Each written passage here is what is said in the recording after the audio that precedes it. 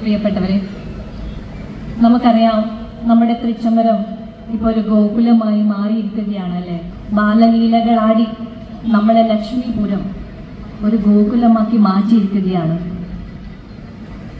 33 ദൈവങ്ങളും യക്ഷഗന്ധർവ കിന്നരന്മാരും അന്ധകാരം മാറ്റി വെളിച്ചം പകർന്നുകൊണ്ട് ഗുരുക്കന്മാരും ദേവകി വസുദേവരും തുടങ്ങി സകലരും സാന്നിധ്യം അറിയിക്കുന്ന ആ സുവർണ മനോഹര നിമിഷമാണ് തൃച്ചംബര മഹോത്സവം എന്ന് വേണമെങ്കിൽ പറയാം. നമുക്കെല്ലാവർക്കും അറിയാമല്ലേ, ഭഗവാൻ ശ്രീകൃഷ്ണൻ ജനിച്ചത് കാരാഗൃഹത്തിലാണ്. ജനിച്ച് കുറച്ച് മണിക്കൂറുകൾ കഴിയുന്നതിന് മുമ്പേ തന്നെ ഭഗവാനെ വസുദേവര് ഗോകുലത്തിലേക്ക് അമ്പാടിയിലോട്ട് കൊണ്ടുപോവുകയുണ്ടായി. പിന്നെ അവിടെയായിരുന്നു ഭഗവാന്റെ ശൈശവവും ബാല്യവും എല്ലാം കടന്നുപോയത്. കംസവധത്തിന് ശേഷമാണ് ഭഗവാൻ തന്റെ അച്ഛനും അമ്മയുമായ വസുദേവരെയും ദേവകിയെയും കാണുന്നത്. അപ്പോഴേക്കും ഭഗവാൻ ഒരുപാട് വളർന്നിരുന്നു. നമ്മുടെ കുട്ടികൾ വളരുന്നത് അവരുടെ ആ ശൈശവം, അവരുടെ ചിരിയും കളിയും കുറുമ്പും കുസൃതിയും ഒക്കെ തന്നെയാണ് മാതാപിതാക്കളുടെ സമ്പത്ത് എന്ന് പറയുന്നത്. പക്ഷേ നിർഭാഗ്യവശാൽ വസുദേവർക്കും ദേവകിക്കും ഭഗവാന്റെ ബാല്യകാലം കാണാനുള്ള ഭാഗ്യം ഇല്ലാതെ പോയി. അത് മനസ്സിലാക്കിയിട്ടായിരിക്കണം ഭഗവാൻ ഇങ്ങനെയൊരു വരം അവർക്ക് നൽകിയതും. കലിയുഗത്ത് ശമ്പരത്ത്, അതായത് നമ്മളെ ഇന്നത്തെ തൃച്ചംബരത്ത് ഭഗവാൻ ബലരാമന്റെ കൂടെ താൻ വന്ന് ബാലലീലകളാടാമെന്ന്. തൃച്ചംബരം എന്ന ഈ അമ്പലത്തിനെ പറ്റി പറയുമ്പോൾ ഞാൻ ഇവിടെ വരുന്നതിന് മുമ്പേ തന്നെ എനിക്ക് ഈ അമ്പലം എങ്ങനെയാണ് ഇരിക്കുന്നത്, ഇവിടുത്തെ ഭഗവാന്റെ പ്രതിഷ്ഠ എങ്ങനെയാണ് എന്നൊക്കെ എനിക്ക് നന്നായിട്ട് അറിയാം. അതൊക്കെ ഞാൻ അറിഞ്ഞത് എൻ്റെ അമ്മൂമ്മ പറഞ്ഞു തന്ന കഥകളിലൂടെയും പാട്ടുകളിലൂടെയും ഒക്കെയാണ്. ഒരു കൂട്ടുകുടുംബത്തിൽ ജനിച്ചു വളർന്നു വന്ന എനിക്ക്, ഞങ്ങളുടെ വീട്ടിൽ ഒരുപാട് കുട്ടികളുണ്ടായിരുന്നു. അപ്പോൾ എല്ലാവരും ഉറക്കാൻ വേണ്ടി അമ്മമ്മ പണ്ട് പാടുന്ന ഒരു പാട്ടുണ്ടായിരുന്നു. അപ്പം എനിക്ക് കുഞ്ഞുണ്ടായപ്പോഴും അമ്മമ്മ ആ പാട്ട് പാടി മോനെ ഉറക്കുന്നത് ഞാൻ കണ്ടിട്ടുണ്ട്. അതുകൊണ്ട് ആ വരികൾ എനിക്ക് ഇപ്പോഴും ഓർമ്മയുണ്ട്. ശരിയാണോ എന്ന് എനിക്ക് അറിഞ്ഞൂടാ, ഇവിടെ എത്ര പേർക്ക് അതിനെപ്പറ്റി അറിയാമെന്ന് എനിക്ക് അറിഞ്ഞൂടാ. അതിങ്ങനെയായിരുന്നു: തൃച്ചംബരത്തിൻ്റെ ഒരു പാൽപ്പായസം വെക്കുന്നത് നമ്മുടെ കുട്ടിക്ക് മുത്താറി കാച്ചണ്ടേ, തൃച്ചംബരത്തുള്ളീന കാണുവാൻ ചെല്ലുമ്പോൾ ഉണ്ണിക്കൈ രണ്ടിലും വെണ്ണ കരുതണ്ടേ. ഇത്രയും ബ്യൂട്ടിഫുൾ ആയിട്ടുള്ള ആ 4 വരികൾ അതിപ്പോഴും മനസ്സിൽ മറക്കാതെ തന്നെ ഇരിക്കുന്നുണ്ട്. ഞങ്ങൾ ഇവിടെ തളിപ്പറമ്പിലോട്ട് മാറിയിട്ട് കുറച്ച് വർഷമായിട്ടുള്ളൂ. അതിനു മുമ്പ് എനിക്ക് ഈ തൃച്ചംബരത്ത് അമ്പലം, കൂടിപ്പിരിയല്, പൂക്കോത്തുനട, പാലെഴുന്നള്ളത്ത്, ഇതൊക്കെ എനിക്ക് അറിയുന്ന വാക്കുകൾ, മുന്നേ തന്നെ അറിയുന്ന വാക്കുകളായിരുന്നു. അതൊക്കെ അമ്മ പറഞ്ഞു കേട്ട കഥകളിലൂടെ മനസ്സിൽ പതിഞ്ഞ വാക്കുകൾ തന്നെയാണ്. ഇവിടെ ഉത്സവം തുടങ്ങിക്കഴിഞ്ഞാൽ അമ്മമ്മക്ക് ഇരിക്കപ്പുറത്ത് ഉണ്ടാവില്ല. എങ്ങനെയെങ്കിലും ഒന്ന് ഇവിടെ എത്തി ഒരു ദിവസമെങ്കിലും ഉത്സവം കാണണം അമ്മമ്മ ഇങ്ങനെ പറഞ്ഞുകൊണ്ടേയിരിക്കും. 14 ദിവസം നീണ്ടു നിൽക്കുന്നതാണ് ഇവിടുത്തെ ഉത്സവം. അതിനും മരണവും ജനനവുമായി പോലും ബന്ധമുണ്ടെന്ന് നമുക്ക് പറയാം. മരിച്ചാലുള്ള പുലിയും ജനിച്ചാലുള്ള വാലായ്മയും ഒക്കെ 13 ദിവസമാണല്ലേ. അപ്പൊ 14ാമത്തെ ദിവസം കുളിച്ച് നിങ്ങൾക്ക് വന്ന് ഭഗവാന്റെ ഉത്സവം കാണാനുള്ള ഒരു ഇതിനു കൊണ്ട് വേണ്ടിയാണ് 14 ദിവസത്തെ മഹോത്സവമായി ഇവിടെ നടത്തുന്നത്. അതുപോലെ ഞാൻ കേട്ടിട്ടുണ്ട്, തൃച്ചംബരത്തെ ഉത്സവം കണ്ടു കഴിഞ്ഞാൽ ജന്മജന്മാന്തരങ്ങളായിട്ടുള്ള പാപങ്ങൾ പോലും നമ്മളിൽ നിന്ന് ഇല്ലാണ്ടാവുന്നതാണ്. എന്നരുതി ആരും പോയി പാപം ചെയ്യണമെന്നല്ല ഞാൻ പറയണത്. ഞാൻ കേട്ട ഒരു അറിവ് മാത്രം പങ്കുവെച്ചു എന്നാണ്. അതുപോലെ ഈ ഭൂമിയിൽ നല്ല ഒരു ജീവിതം നമ്മൾ നയിക്കുന്നത് മോക്ഷപ്രാപ്തിക്ക് വേണ്ടിയിട്ടാണല്ലേ, വൈകുണ്ഠത്തിലേക്ക് പോകാൻ വേണ്ടിയിട്ടാണ്.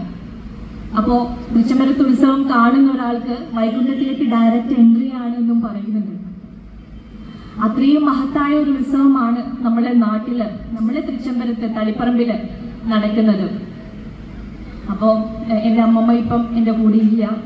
ഭഗവാന് വേണ്ടപ്പെട്ട ഒരു ദിവസം തന്നെയാണ് അവർ നമ്മളെ വിട്ടു പോയതും. എനിക്ക് ഉറപ്പാണ് എന്നാലും അമ്മമ്മ വിഷ്ണുപാദം പൂകിയിട്ടുണ്ടാവും എന്നുള്ള കാര്യം. അതാണ് ഭഗവാനും ഭക്തയും തമ്മിലുള്ള സ്നേഹം എന്ന് പറയുന്നത്. ഭഗവാന്റെ സ്നേഹത്തിനെ കുറിച്ച് പറയാനാണെങ്കിൽ ഒരുപാടുണ്ടല്ലേ.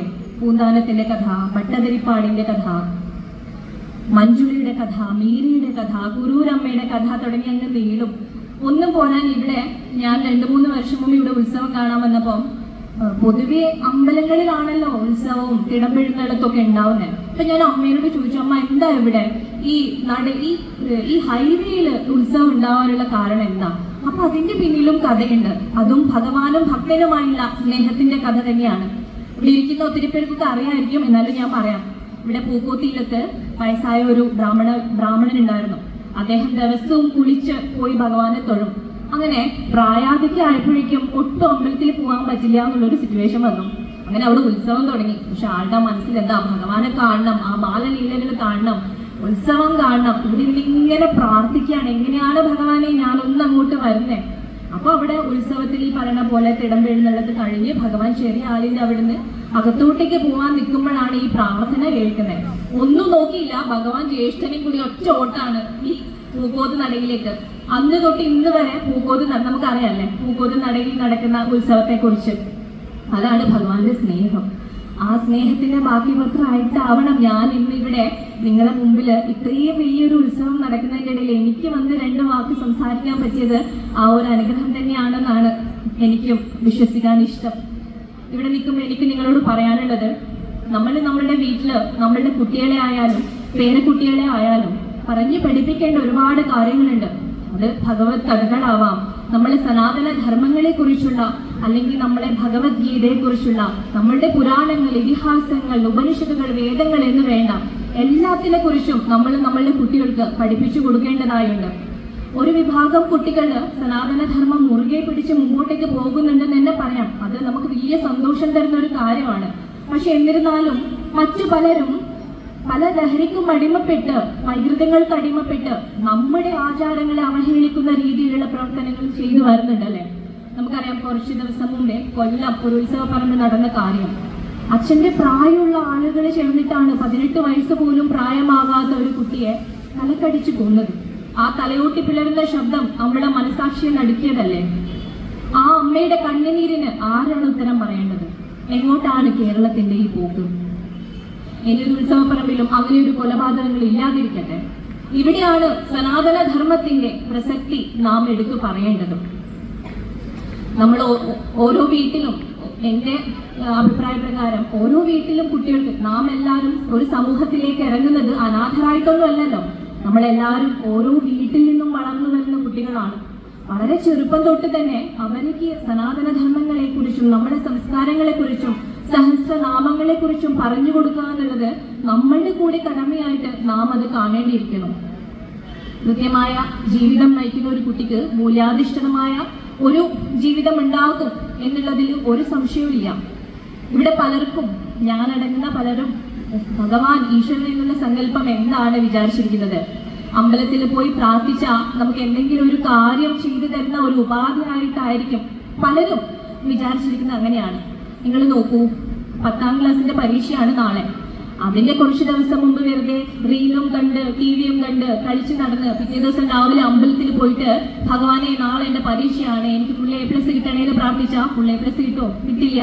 ATM-ൽ വെറുതെ ഒരു കാർഡ് ഇട്ടിട്ട് പൈസ എടുക്കുന്ന പോലെയാണോ ഭഗവാന്റെ ബ്ലെസ്സിങ്സ് കിട്ടുന്നത്? അല്ല. പക്ഷെ നമ്മളുടെ കടമകളും നമ്മളുടെ ഉത്തരവാദിത്തങ്ങളും കൃത്യമായി നിർവഹിക്കേണ്ടതായുണ്ട്.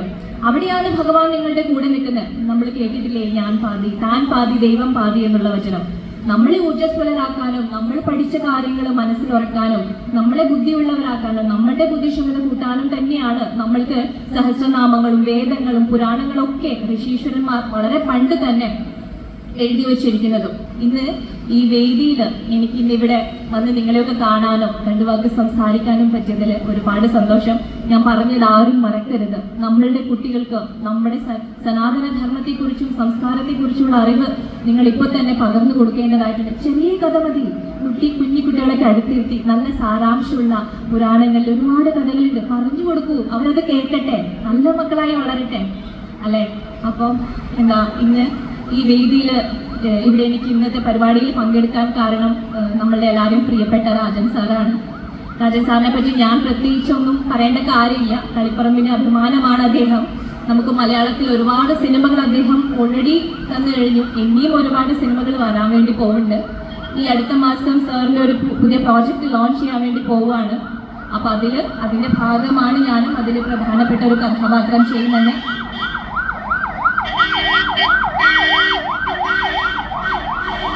അതിൽ പ്രധാനപ്പെട്ട ഒരു കഥാപാത്രം തന്നെ ഞാൻ ചെയ്യുന്നുണ്ട്. അപ്പൊ ആ സിനിമയ്ക്ക് എല്ലാവിധ നന്നായി വരണമെന്ന് നിങ്ങളെല്ലാവരും തൃച്ചംബരത്തപ്പനോട് പ്രാർത്ഥിക്കണം. അതോടുകൂടി സാറിന് ഇനി ഒരുപാട് നല്ല നല്ല സിനിമകൾ മലയാളത്തിന് നൽകാൻ കഴിയട്ടെ. പാൻ ഇന്ത്യയിൽ പോലും നല്ല എന്താ പറയുക ഒരുപാട് സിനിമകൾ ചെയ്യട്ടെ എന്ന് ഈ സമയം ഞാൻ പ്രാർത്ഥിക്കുകയാണ്. അപ്പൊ എല്ലാവർക്കും നന്മകൾ ഉണ്ടാവട്ടെ, ഭഗവാൻ എല്ലാവരെയും അനുഗ്രഹിക്കട്ടെ. എന്നിവിടെ ഉദ്ഘാടനമാണ് എൻ്റെ കർമ്മം. അപ്പം ഈ സാംസ്കാരിക സമ്മേളനത്തിന്റെ ഉദ്ഘാടനം ഞാൻ നിർവഹിച്ചിരിക്കുന്നു. അപ്പം എല്ലാവർക്കും നന്ദി, നമസ്കാരം. സർവം ശ്രീകൃഷ്ണാർപ്പണമസ്തു.